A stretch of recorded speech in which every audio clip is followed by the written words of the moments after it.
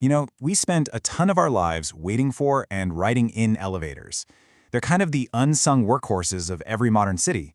But behind those simple sliding doors, there's this deep, fascinating science of traffic, flow, and honestly, human behavior.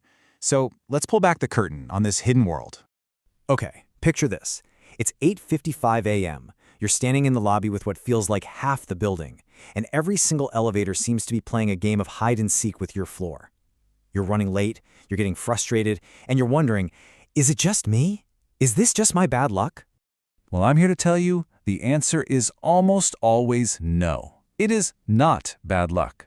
That feeling, that endless, agonizing wait, that's actually a calculated outcome. It's a trade-off that engineers made long before the first brick of the building was ever put in place. And it all boils down to two forces pulling in opposite directions. So every single elevator system in the world, and I mean everyone, is basically this huge balancing act. See, the planners, they're not just trying to move people from point A to point B, they're trying to manage our expectations by balancing two fundamental ideas, quality and quantity. Think of it like this. Quality of service is all about your patience. It's asking, how long am I actually going to have to stand here and wait? Then you've got quantity of service, and that's just raw numbers. It's asking, okay, when the doors finally open, is there even room for me to get in? A perfect system would nail both, but, in the real world, you can't always have it all. All right, let's get a little technical for a second, but I promise it's easy. What you and I just call waiting, engineers have a specific term for, the average waiting interval. And it's exactly what it sounds like. It's the average number of seconds you'll spend staring at those little flashing numbers before a car finally arrives. This is the absolute core measure of service quality. Now, for the service quantity side of things, the big one is the 5-minute handling capacity. And here's the part that's kind of wild. They focus on just 5 minutes. Seriously, the absolute most chaotic, jam-packed 5 minutes of the entire day. That's the window they use to figure out what percentage of the building's entire population the system can physically move. Okay, but before we can even think about calculating wait times or how many people can get in, you have to know something much more basic. You've got to understand the building's DNA. And this is it. This is the big one. The first, most fundamental question an elevator planner has to ask. Because if you get this number wrong, man, the whole system is pretty much doomed from the get-go.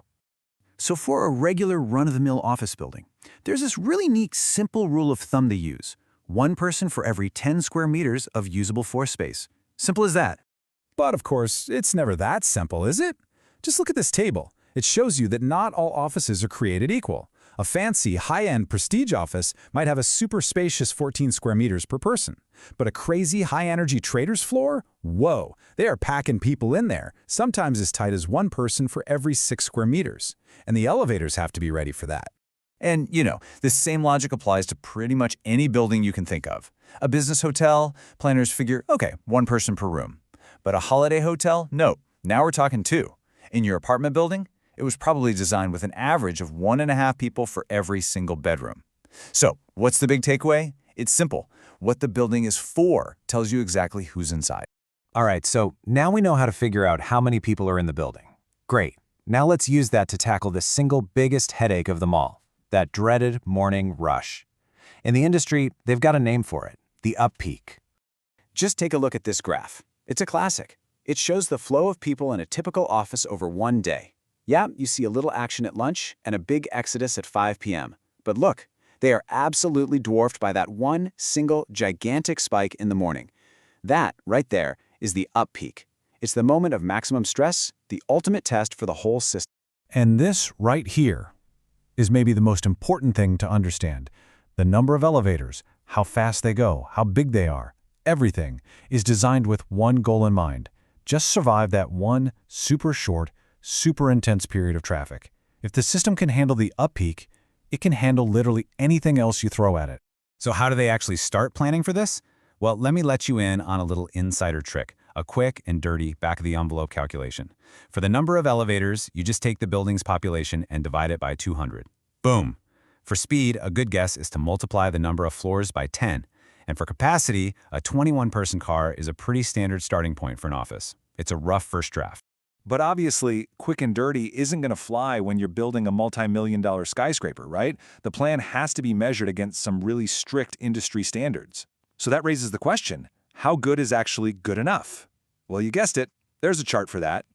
Okay, this table right here, this is the Bible. It's the final verdict. It comes straight from the international standards, and it basically spells out the bare minimum performance needed. For an office, check it out. The system must handle at least 12% of the population in 5 minutes, and your wait time has to be under 30 seconds. But then look at hotels or residential buildings, totally different demands. And this brings us full circle, right back to where we started. Why does your office elevator feel so much faster than the one in your apartment building? The answer is right here, staring us in the face, in the numbers. An office is engineered for a wait time of under 30 seconds, but a residential building? The standard is under 60 seconds. It's not your imagination, it was literally designed to feel slower. You know, this whole science of moving people is always changing, always evolving. And now, with things like AI and smart building tech, we're walking into this whole new era where the system can actually predict traffic patterns in real time. So the next time you step into an elevator, you have to wonder, did it just happen to be there by luck, or did it already know you were on your way?